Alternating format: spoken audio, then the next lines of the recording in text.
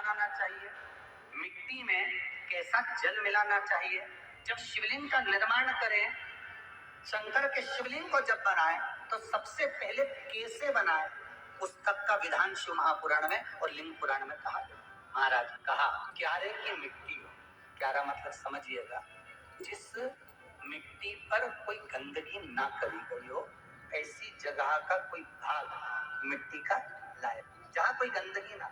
शिव महापुराण की कथा देखो, पिछले वर्ष के लॉकडाउन से लेकर अभी तक की जो कथाएं आप लोग सुने हैं, उसमें शिवलिंग मट्टी का किस तरह से बनाया जाए और कैसी मट्टी हो और उसमें पानी कैसा मिलाया जाए, कैसा शिवलिंग तैयार करा जाए, उसका विधान वर्णन नहीं कर पाए, परंतु आज कथा निकली है तो उसको सुन। क्यारे की मिट्टी, क्यारे की मिट्टी मतलब जिस मिट्टी पर कोई गंदगी ना करी गई हो, ऐसी जगह की मिट्टी को लेकर जाए और मिट्टी को लाने के बाद थोड़ा पानी का सिंचन कर दें, अर्थात घर में लाए तो उससे पहले मिट्टी को पवित्र करें। अपने घर में गंगा जल रखा हो, यमुना जल रखा हो, सरयू जी का जल रखा हो, उससे मिट्टी का सिंचन कर दें।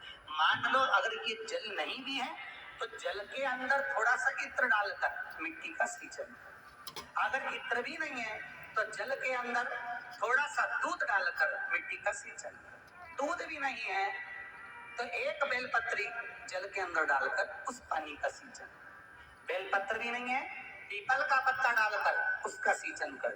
और मिट्टी पर घर में लाते से ही, ये नहीं कि मिट्टी आज लाए और तुमको शिवलिंग कल बनाना है तो मिट्टी अगर 1 दिन पहले लाए हो, 2 दिन पहले लाए हो, 4 दिन पहले लाए हो तो उसी दिन जल का सिंचन होना चाहिए, यानी कि जिस दिन बनाएंगे उस दिन सिंचन। मिट्टी पर पानी का छींटा सिंचन भले ज्यादा मत डालो, पर छींटा तो उस दिन लगा देना चाहिए जिस दिन घर में मिट्टी लेकर आए हो। जिस दिन, फिर भले तुम शिवलिंग 15 दिन बाद बनाओ, 8 दिन बाद बनाओ, 10 दिन बाद बनाओ, 3 दिन बाद बनाओ, और उस समय पर मिट्टी का सिंचन उस समय हो जाना चाहिए। फिर कहा जिस दिन शिवलिंग का निर्माण करो उस दिन प्रातः में अगर आप शिवलिंग बना रहे हैं तो ब्रह्म मुहूर्त में मिट्टी को गला दो। किस पानी से गलाना है उसका भी प्रमाण, उसका भी शास्त्र वर्णन कर रहा है, किस जल से गलाया जाए। शिव महापुराण की कथा कहती है अगर आपको आज शिवलिंग का निर्माण करना है, शाम को आप शिवलिंग का निर्माण कर रहे हो तो अपने पानी का जो मटका होता है, हंडा होता है, रसोई घर में जहां पानी भर कर रखते हो उसके नजदीक में एक कलश जिसमें अलग से ताजा जल भरा जाए और उस पर प्लेट ढकी हो और उस पर एक चावल का दाना रखा हो, उस जल को लेकर आओ। थोड़ी देर रखा रहे, आधा घंटा, 2 घंटा, 3 घंटा, 15 मिनट, 20 मिनट, पर वो पानी वहां रखा होना चाहिए। रसोई घर में अन्नपूर्णा का निवास होता है, परिंदे के पास पितरों का निवास होता है, अन्नपूर्णा पित्र सब रसोई घर के भीतर विराजमान होते हैं। शास्त्र कहता है 33 कौटि देवता एक समय के लिए, एक क्षण के लिए हमारे रसोई घर में प्रवेश करते हैं। इसलिए रसोई घर को तुम पूरे घर को स्वच्छ रखो ना रखो, पूरे घर को तुम साफ रखो ना रखो, और रसोई घर एकदम क्लीन होना चाहिए, साफ होना चाहिए, स्वच्छ होना चाहिए। आज के जमाने में तो खैर गया, और पहले जब मट्टी के चूल्हे होते थे, जब चूल्हा बंद होता था तो उसको गीला कर गोबर को या पानी में उसको गीला कर एक कपड़े को गीला कर पूरे चौके को, रसोई घर को पोंछा जाता था। मिट्टी का होता था वो, तो भी उसको पोता लगाते थे, पोंछते। तो पहला क्रम है पार्थिव शिवलिंग का निर्माण। सावन के महीने में अगर आप शिवलिंग बनाते हैं, सोमवार को शिवलिंग बनाते हैं, तो नियम ध्यान रखिएगा महाराज, लिंग पुराण से है, इसका नियम ध्यान। क्या करना है, मिट्टी को लाना है, जल का छींटा देना, छींटा जरूर देना है, घर में लेकर आए और जल का छींटा होना जरूर। 2 दिन तक, 3 दिन तक मिट्टी रखी हुई है और उसके बाद अगर आपने पानी का छींटा नहीं दिया है और आपने डायरेक्ट मिट्टी को गला दिया और उसके बाद बनाया तो उसका कोई प्रमाण नहीं। जल का छींटा अवश्य, फिर उसको रख दें। 15 दिन बाद बनाओ, 4 दिन बाद बनाओ, 3 दिन बाद बनाओ, 2 दिन बाद बनाओ। शिवलिंग जब बनाओ तब उस मिट्टी को, जो कलश आपने रसोई घर में रखा है, चावल का दाना रखकर प्लेट के ऊपर, अर्थात उस कलश का जल उस मिट्टी में थोड़ा सा डालिए। क्यों डाला जाता है उसका भी भाव वर्णन किया है। अब भविष्य पुराण, स्कंद पुराण और अग्नि पुराण, इन तीनों से ले लिया गया, वर्णन किया गया। जब उस कलश का जल हम डालते हैं तो उस कलश में पितरों का भाव आ जाता है, अन्नपूर्णा का भाव आ जाता है, घर में लक्ष्मी का भाव आ जाता है, संपदा का भाव आ जाता है। पूरे 24 घंटे घंटे के अंदर एक क्षण के लिए रसोई घर में 33 कोटि देवता आते हैं, तो वो देवता का सारा भाव उस कलश के अंदर आ जाता है। और वो जल जब हम उस मिट्टी में मिलाते हैं तो गंगा, यमुना, सरयू, सरस्वती, ये 33 कोटि देवता में, तो ये सब का आनंद उस जल में आ जाता है। और वो जल जब हम मिट्टी में मिलाते हैं तो मिट्टी पवित्र हो जाती है, स्वयं कैलाश अधिपति को स्वीकार करने के लायक हो जाती है, निर्मित करने के लायक। शिवलिंग का निर्माण, अब शिवलिंग का निर्माण कैसे करना? मिट्टी में गला दिया पानी में। सबसे पहले शिवलिंग बनाने से पहले पात्र को, पात्र जो होता है उसके नीचे बेलपत्र रखी जाती है। क्या रखना है? एक बेलपत्र। शंकर को झेलने के लिए कोई साधारण नहीं है पात्र जिसपे झेला जाए।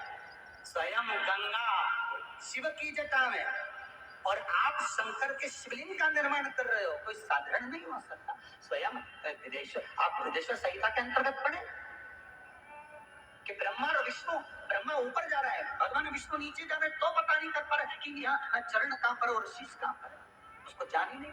बस एक बेलपत्र, साधारण भाव, बेलपत्र भी सीधा भाव, और इस बेलपत्र की जो डंडी है वो उत्तर दिशा में रखना है थाली के अंतर्गत।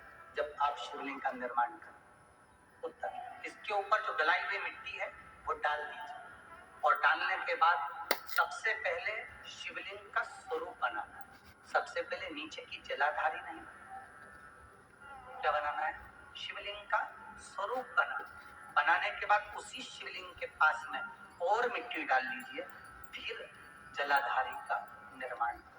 फिर शिवलिंग जलाधारी निर्मित हो गई। शंकर जी का संपूर्ण परिवार शिवलिंग में रहता है, आपको पहले दिखा। भगवान भूत अधिपति भूतेश्वर भगवान शिव का संपूर्ण परिवार शिवलिंग में, पहले भी कथा में कहा, आज फिर आपको वर्णन कर देते। जैसे ये जलाधारी है गोल, ये चरण है, ये शिवलिंग है।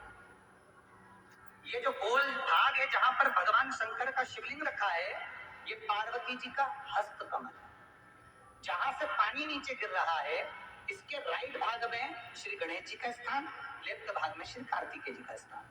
बीच में जो एक मोटी सी लाइन होती है जलाधारी में, वो पार्वती जी के सुंदर पुत्री अशोक सुंदरी का स्थान।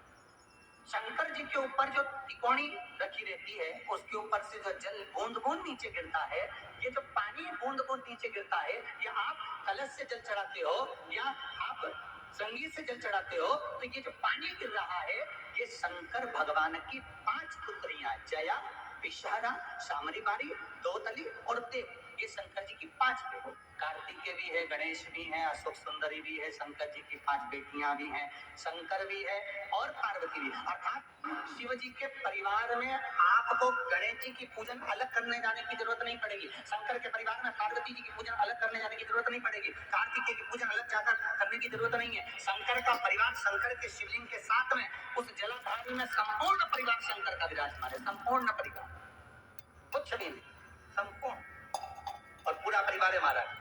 फिर वही बात आई, ध्यान दीजिएगा, जिस व्यक्ति को नींद ना आवे, रात्रि को सोते समय टेबलेट खाने की जरूरत नहीं, शंकर भगवान की 5 पुत्रियों का नाम लीजिए। जया, हाथ में जल लो, पलंग पर बैठो, जल हाथ में लिया, जया आचमन कर लो।